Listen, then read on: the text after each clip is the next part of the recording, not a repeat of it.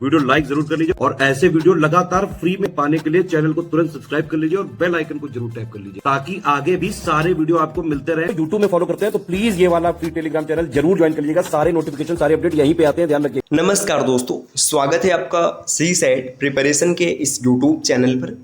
आज की इस वीडियो में हम लोग आर री एग्ज़ाम में पूछे गए रीजनिंग के कुछ बेहतरीन प्रश्नों का डिस्कशन करेंगे। तो चलिए शुरू करते हैं आज के इस इंटरेस्टिंग सेशन को। इससे पहले आप वीडियो को लाइक कर दीजिएगा और चैनल पर अगर पहली बार विजिट किए तो सब्सक्राइब करना ना भूलिएगा। देखिए दोस्तों, आर का एग्ज़ाम कल होना है, तो इससे पहले आप ये जो क्लास हो रही है इसका रिवीजन ज़रूर कर लीजिएगा ताकि रीजनिंग के जो क्वेश्चन बने आप उन्हें आसानी से टैकल कर पाएँ। आर के अतिरिक्त और आगामी जितने एग्ज़ाम है, जैसे यूपी पीसीएस का एग्ज़ाम हो गया, यूपी ट्रिपल एससी पीईटी है, या फिर एसएससी सीजीएल का एग्ज़ाम है, या कोई भी एग्ज़ाम है, अगर आप उसकी कंप्लीट और सिलेक्शन वाली प्रिपरेशन करना चाहते हैं तो आप टीम के पेड कोर्सेज को ज्वाइन कर सकते हैं, जिसके लिए नीचे स्क्रीन पर दिख रहे किसी भी नंबर पर आप कॉल या व्हाट्सएप कर कोर्स की अतिरिक्त जानकारी प्राप्त कर सकते हैं। चलिए अब बढ़ते हैं हम लोग अपने प्रश्नों की ओर। देखिए यहाँ पर पहला प्रश्न दिया है, नीचे दी गई तालिका या चित्र में प्रश्नवाचक चिन्ह के स्थान पर कौन सी संख्या आएगी। यहाँ पर एक तालिका दिया है जिसमें एक क्वेश्चन मार्क है, आपको बताना है इसका मान क्या होगा। अब सभी संख्याएं किसी विशेष पैटर्न पर संबंधित होंगी। पहले आपको पैटर्न ढूंढना होगा और पैटर्न के बाद जो आपका आंसर बनेगा उसे टिक करना है। तो देखिए यहाँ पे संख्या कैसे दी है, 1, 5, 25, 125। तो आप देखेंगे तो आपको सीधा सीधा समझ में आएगा, 1 में 5 का गुणा किया गया, फिर 5 में 5 का गुणा किया गया, फिर 5 में 5, इसमें 25 में 5 का गुणा किया गया। तो यहाँ पर एक कांस्टेंट नंबर 5 का गुणा किया जा रहा है। इसी तरीके से देखिए 7 दूना 14, 2 का गुणा है, 14 दूना 28, फिर 2 से गुणा है, और 28 दूना 56, फिर 2 से गुणा है। तो पैटर्न ये चल रहा है कि एक निश्चित कांस्टेंट नंबर से गुणा कराया जा रहा है। तो यहाँ पर देखिए 3 है, 12 है, क्वेश्चन मार्क है और 192। यहाँ पर भी किसी कांस्टेंट नंबर से गुणा कराएंगे तो 3 में 4 से गुणा हो गया, 3 चौका 12। ठीक, अब कांस्टेंट नंबर है तो आगे भी 4 से गुणा होगा, 12 चौका 48। अब 48 ऑप्शन को टिक करने से पहले एक बार क्रॉस चेक करेंगे कि ये सही है या गलत है। 48 में 4 से गुणा कराइएगा, 48 देखिए 8 चौका 32, 3 हासिल है, 4 चौका 16, 3 19, 192 आ रहा है। मतलब पैटर्न यही चल रहा है। तो 48 इस प्रश्न का सही उत्तर हो जाएगा विकल्प बी। साथियों, ये प्रश्न यूपी आर मेंस 2017 में पूछा गया है। तो जितने भी प्रश्न हैं ना सब पेपर में आए हुए हैं, तो यहाँ से आपको एक अलग अनुमान लग सकता है। अगले स्लाइड पर आएंगे। देखिए नेक्स्ट यहाँ पर दिया, यदि 3 दिसंबर 2000 को रविवार था तो 3 जनवरी 2001 को कौन सा दिन था। बहुत ही आसान सा प्रश्न है, इसको तो आप बेसिक तरीके से भी कैलकुलेट कर सकते हैं कि 3 दिसंबर 2000 की बात की जा रही है, इस दिन कौन सा दिन है, संडे है, और आपसे पूछा जा रहा है 3 जनवरी 2001 को क्या होगा। तो देखिए 3 दिसंबर से अगर आप देखेंगे तो यहाँ पे कितना दिन बचा है, 28 दिन बचे हैं, क्योंकि दिसंबर 31 को होता है, और प्लस 3 दिन अतिरिक्त आपको मिलेगा। अतिरिक्त क्यों मिलेगा, क्योंकि भाई 1, 2, 3 जनवरी तक आना है। देखिए दिसंबर में कितने दिन है, दिसंबर में 31 दिन है। अब 3 की बात किया जा रहा है तो 3 निकाल देंगे तो बचा 28 हो जाएगा, और जनवरी का 1, 2, 3 31 दिन हो गया। अब इसमें 31 में ना आप 7 से क्या करेंगे, भाग करेंगे, तो 7 चौका 28, 3 रिमाइंडर बचा। मतलब ऑड डेज कितने हैं, 3 हैं। तो रविवार में 3 जोड़ दीजिएगा, रविवार में 3 जोड़ेंगे तो सोमवार, मंगलवार, बुधवार।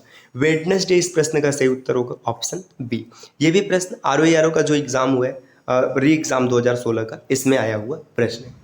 अगले स्लाइड पर आते हैं। नेक्स्ट देखिए, अगर आप बढ़ेंगे आगे तो यहाँ पर दिया हुआ है, यदि किसी वर्ष में 25 अक्टूबर को गुरुवार है, जो 25 अक्टूबर का दिन है उस दिन गुरुवार है, तो उस महीने में सोमवारों की संख्या कितनी है। भाई अभी सावन चल रहा है, इसमें सोमवार का विशेष महत्व है, और इस प्रश्न में भी विशेष महत्व है किसका, सोमवार का। आपको मंडे की संख्या बतानी। तो सबसे पहले तो एक चीज़ याद रखिएगा कि अगर कभी भी इस प्रकार का प्रश्न बने कि महीने में किसी विशेष दिनों की संख्या कितनी, तो दिनों की संख्या या तो 4 होगी या तो 5 होगी। किसी भी विधि से ऐसा नहीं हो सकता है कि संख्या 4 से ज़्यादा, 5 से ज़्यादा और 4 से कम हो जाए। तो 3 पहले एलिमिनेट कर दीजिए और डी को भी एलिमिनेट कर दीजिए, क्योंकि देखिए एक महीने में 28 दिन होगा, सीधी सी बात है। अब 28 दिन होगा तो जैसे मंडे से अगर दिन शुरू है तो भी मंडे 4 ही आएगा, है ना। तो दिनों की संख्या किसी भी महीने में या तो 4 या तो 5। अगर कैलेंडर का ये वाला प्रश्न बना तो याद रखिएगा 4 और 5 ही ऑप्शन बनेगा, तो 2 ऑप्शन हमेशा आप एलिमिनेट करेंगे। और अब देखिए 25 अक्टूबर को क्या है, गुरुवार है। अब अगर 25 अक्टूबर की हम बात करें इस दिन दे रहा है गुरुवार। अब गुरुवार 25 अक्टूबर को है, तो आप ना मंडे पर आ जाइए। 26 को क्या हो जाएगा, ऐसे मैं बेसिक तरीके से कैलकुलेट कर रहा हूँ। 26 को अगर देखेंगे तो शुक्रवार हो जाएगा, 27 को देखेंगे तो शनिवार हो जाएगा, 28 को देखेंगे तो रविवार हो जाएगा, 29 को देखेंगे तो सोमवार हो जाएगा। देखिए 29 तारीख को सोमवार है। अब एक चीज़ यहाँ पे थोड़ा सा अभी हम लोग आगे डिस्कस करेंगे, लेकिन पहले समझ लेते। देखिए अगर 29 को सोमवार है तो 29 से पहले 22 को भी सोमवार होगा, 22 से पहले 15 को भी सोमवार होगा, और 15 से पहले 8 को भी सोमवार रहेगा, और 8 से पहले मतलब 1 को भी सोमवार रहेगा, क्योंकि 7 दिन की साइक्लिसिटी होती है। देखिए 1 को मंडे है, फिर 8 को मंडे है, फिर 15 को मंडे है, फिर 22 को मंडे और फिर 29 को मंडे। अब ये प्रश्न ना डिपेंड कर सकता है कि आयोग इसको क्या सही मानेगा। क्यों, जैसे यहाँ पे बोला गया है कि ये कोई महीना है। अब भाई ये फरवरी का भी महीना हो सकता है। अब अगर फरवरी का महीना 28 दिन का बना तो फिर ये 29 वाला मंडे आएगा ही नहीं, तब 4 आंसर बनेगा। और अगर फरवरी का महीना 29 का बना तो फिर ये 5 हो जाएगा। हालांकि यहाँ पर आयोग ने 5 माना था, मतलब ये फरवरी वाला केस नहीं बना है, तो यहाँ पर आप 5 मानकर चल सकते हैं, क्योंकि इसमें ये बताया नहीं गया ना कौन सा, लेकिन ज़्यादातर संभावना यही होगी कि फरवरी नहीं ही माना जाएगा। ये पूरी तरीके से डिपेंड करता है कि आयोग इसमें क्या सही मानता है। हालांकि हम लोग इसको फरवरी को छोड़ करके और जो 11 महीना बचा है उस परिदृश्य में हमने इसको हल किया है, तो यहाँ पे 5 को सही टिक करेंगे। ठीक, अगले स्लाइड पर आते हैं। नेक्स्ट देखिए अगले स्लाइड पर यहाँ पर प्रश्न दिया है कि नीचे दी गई तालिका में ए, बी और सी का मान क्या होगा। यहाँ पर एक तालिका दिया जिसमें ए, बी, सी का मान बताना है। भाई कोई ना कोई तो निश्चित पैटर्न चल रहा होगा। देखिए 12 और 9 21, ठीक है 21 हो गया। यहाँ पर 21 और प्लस ए बनेगा। यहाँ पर देखिए 17 और प्लस बी बनेगा दूसरे में, और यहाँ पर अगर देखेंगे तो 19 प्लस सी बनेगा। अब ऑप्शन के साथ अगर देखें ए का मान अगर हम 9 रखें तो ये 30 हो जाएगा, ठीक, और ये बी का मान ये 28 हो जाएगा। तो पहला मतलब देखो दोनों समान नहीं आ रहे। ए का मान 13 रखे तो ये हो जाएगा लगभग 44, बी का मान 9 नहीं समान है। ए का मान 9 रखिए 30 हो गया, बी का मान 13 रखिए 30 हो गया, और सी का मान 11 रखिए 30 हो गया। मतलब ए बी सी का ऐसा मान रखना है कि सभी संख्याओं का या सभी अक्षरों का जो योग आए वो समान आ जाए। तो ऑप्शन सी इस प्रश्न का सही उत्तर हो जाएगा। ए का मान 9 रख दीजिए 30 हो जाएगा, बी का मान 13 रख दीजिए 30 हो जाएगा, और सी का मान 11 रख दीजिए 30 हो जाएगा। अगले स्लाइड पर आते हैं। नेक्स्ट यहाँ पर दिया गया निम्नलिखित में से कौन सबसे बड़ा है। अब ये देखिए मैथ्स का प्रश्न, लेकिन इसमें रीजनिंग का तड़का लगा हुआ है, रीजनिंग में पूछा गया है, तो फिर इसमें आपको बताना है कौन सबसे बड़ा है। तो इस प्रकार के प्रश्न आसान होते, बस इसका कॉन्सेप्ट समझिए। देखिए जो भी नंबर दिखे, जैसे 4 की पावर 1/3 है, 1/6 है, 1/4 है, 1/12 है, तो जो पावर है ना इसका एलसीएम करना है। जैसे 1/3, 1/6, 1/4 और 1/12, इन सब का एलसीएम ये जो नीचे है इसका एलसीएम करेंगे तो 12 आएगा। ठीक, 12 हो गया। अब 12 को ना इसमें देखिए गुणा करेंगे। जब गुणा कराएंगे तो यहाँ पे कैसे बनेगा, आप इसको देखिए आराम से लिख सकते हैं। ये यहाँ पे 4 आएगा, यहाँ पर 2 आएगा, यहाँ पर 3 आएगा और यहाँ पर 1 आएगा। अब पता है क्या करना है, जो 12 है 4 1 3 2 का क्या करना है, इससे ये संख्या ऐसे दिख रहा है ना, आप लिखेंगे यहाँ पर देखिए ये क्यूब रूट 12 और 4 का यहाँ पे देखिए पावर कितना बन रहे हैं, 4 बन रहे हैं। ठीक, यहाँ पर देखिए ये बी वाले को अगर देखेंगे तो ये 12 यहाँ पर हो गया, इसके बाद 6 के ऊपर कितना है, स्क्वायर दिख रहा है। तीसरे ऑप्शन को देखेंगे, देखिए क्यूब रूट 12, मतलब रूट में बोल रहा हूँ, क्यूब 12 माफ़ कीजिएगा, और 15 का स्क्वायर बनेगा। और इसी तरीके से चौथे को देखेंगे, यहाँ पर 12 और ये कितना हो जाएगा, 245 के पावर 1 बनेगा। अब देखिए यहाँ पे सब में 12 हो गया, सब में 12 होने का मतलब सब क्या हो गया, समान हो गया। भाई ये 12 ये 12 ये 12 और ये 12 सब समान है। देखिए 4 के पावर 4, 4 चौका 16, 256 आ गया। 6 का स्क्वायर 36 हो गया, 15 का स्क्वायर 225 हो गया, और 45 की पावर 1 है तो फिर 245 ही रहेगा।